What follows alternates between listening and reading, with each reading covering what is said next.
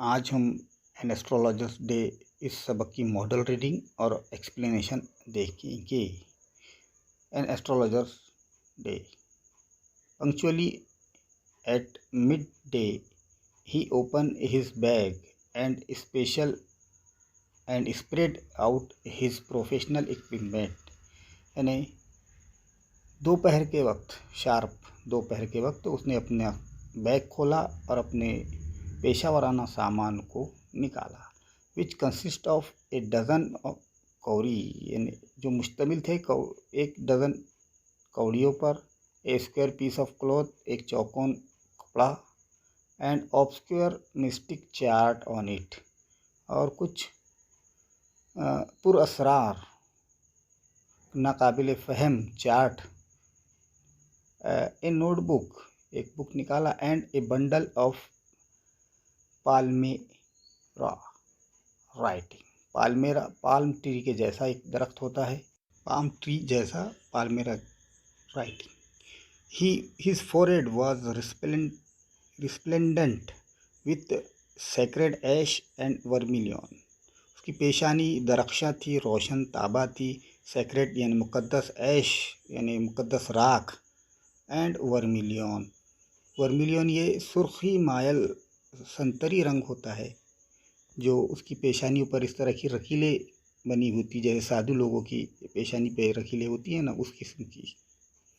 And his eyes sparkle, उसकी आँखें चमकदार थी चिंगारी जैसी। With A sharp abnormal gleam, और बहुत तेज़ गैर मामूली चमक थी उसकी आँखों में। Which was really an outcome of a continual searching look for customer, यानी आंखें उसकी मुतलाशी थी ग्राहकों की, क्लाइंट की। But which his simple client took to be a prophetic light and felt comforted, यानी जो सादा मिजाज आम ग्राहक को ऐसा लगता कि ये कोई पैगंबराना रोशनी है, और वो आराम महसूस करता नुजूमी के पास आकर। The power of his eyes was continuously enhance, यानी उसकी आँखों की जो ताकत थी वो बढ़ रही थी। बाय देयर पोजीशन, उसकी जो हालत थी, उसकी जो पोजीशन थी चेहरे पर, उसकी वजह से। Place as they were between the painted forehead and dark whisker which stream down his cheek, यानी मूँछों और पेशानियों के दरमियान वो आंखें बहुत ज़्यादा पुरअसरार दिखाई देती थी। उसकी मूँछें गालों तक फैली हुई थी। Even a half wit eyes would sparkle in such setting, इस किस्म की शबाहत में अगर कोई बेवकूफ़ अहमक इंसान भी होता तो उसकी आंखें इसी तरह चमकती। To crown the effect he wound a saffron colored turban around his head। अब इसके असर को और ज़्यादा बढ़ाने के लिए उसने अपने सर पर ऑरेंज रंग की, सैफरॉन रंग की, केसरी रंग की पगड़ी बांधी हुई थी, जिसका पुरअसरार असर देखने वाले पर पड़ता था। This colour scheme never failed, यानी ये कलर का इम्तिजाज कभी नाकाम नहीं होता। People were attracted to him as bees are attracted to cosmos और ढालिया स्टॉक, यानी लोग उसकी तरफ इस तरह अट्रैक्ट होते, मुतवज्जे होते, जैसे शहद की मक्खी फूलों की तरफ या शहद के छत्ते की तरफ मुतवज्जे होती है, उमड़ पड़ती है, झुंड में आती है। He sat under the bough of a spreading tamarind tree, वो एक विशाल और बड़े इमली के दरख्त के नीचे बैठता। Which flank a path running through the town hall park, यानी टाउन हॉल से गुजरने वाले रास्ते के बाजू में ये घना दरख्त वाक़ था। It was a remarkable place in many ways, ये बहुत ज़्यादा मुमताज़ जगह थी, मशहूर जगह थी कई तरीके से। ए surging was always moving up and down this narrow road from morning till night. यानी सुबह से लेकर शाम तक यहाँ लोगों का हुजूम का आना जाना लगा रहता था, यानी तांता बंधा रहता था.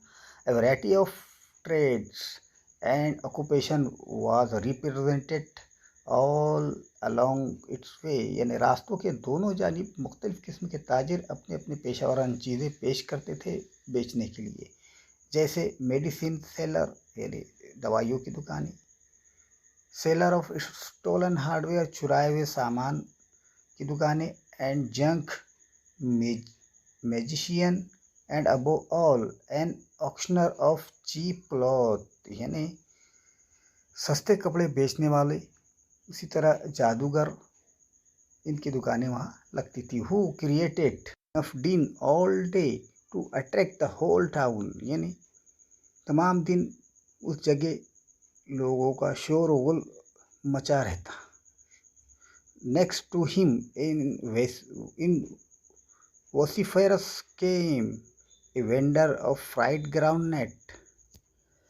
उसी के बाजू यानी नजूमी के दुकान के बाजू में ही एक जोर जोर से चीख चीख कर अपने खारे दाने बेचने वाले की एक दुकान थी.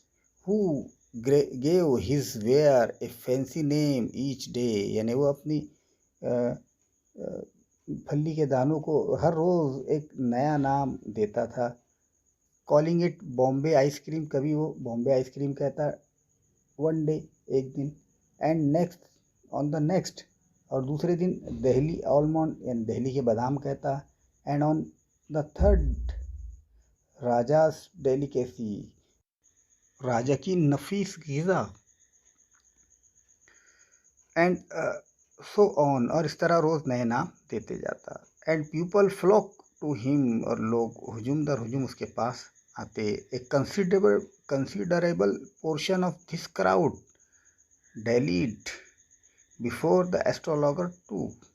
यानी बहुत काबिल ज़िक्र हिस्सा उस भीड़ का एस्ट्रोलॉगर के पास भी अपना वक्त ज़ाय करता, इधर उधर भटकता. The astrologer transacted his business by the light of a flare which crackled and smoked up above the groundnut heap nearby.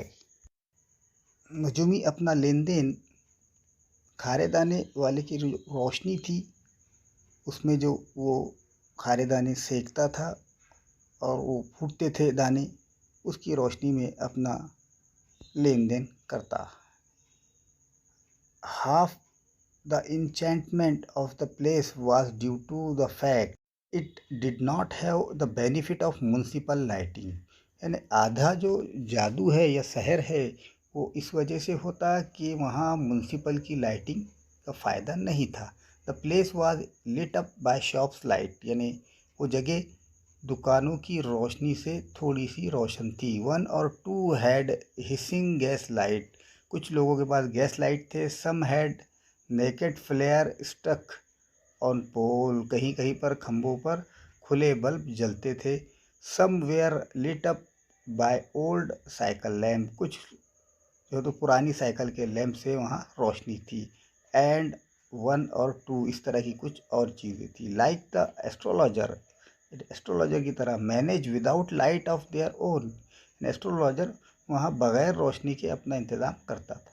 It was a bewildering cross of light rays and moving shadows. यानी ये हैरान कुन रोशनी की आड़ी तिरछी शुआएँ और हिलते हुए साए, ये उसके बिजनेस के लिए बहुत ज़्यादा मुनासिब था. This suited the astrologer very well for the simple reason that he had not in the least intent to be an astrologer.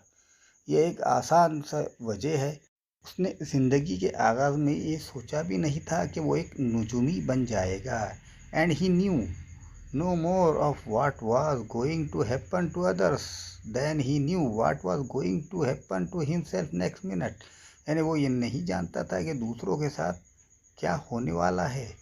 And then he knew what was going दूसरों के साथ क्या होने वाला है ये उसे पता नहीं था, वो जानना नहीं चाहता था। उसे सिर्फ अपनी फिक्र थी कि उसके साथ आने वाले वक्त में क्या होगा। He was as much a stranger to the star as were his innocent customer। वो तारों के बारे में उतना ही जानता था जितना कि उसके मासूम ग्राहक। Yet he said things which pleased and astonished everyone। यहाँ तक कि वो अब लोगों को ऐसी बातें कहता जिससे लोग हैरानकुन और खुश हो जाते। That was more a matter of study। ये किस वजह से? स्टडी की वजह से, प्रैक्टिस मश्क की वजह से। श्रिव यानी भाप लेना, गैस वर्क अंदाज़ा लगाता था। All the same it was as much an honest man's labour. ऐसे ही जैसे कि कोई ईमानदार आदमी अंदाज़ा लगाता। वो अपना काम ऐसे ही ईमानदारी से करता जैसे एक मजदूर अपना काम करता है। He deserve the wages he carried home at the end of the day. यानी वो मुस्तहिक था अपनी कमाई घर ले जाने के हर दिन के इख्तिताम पर।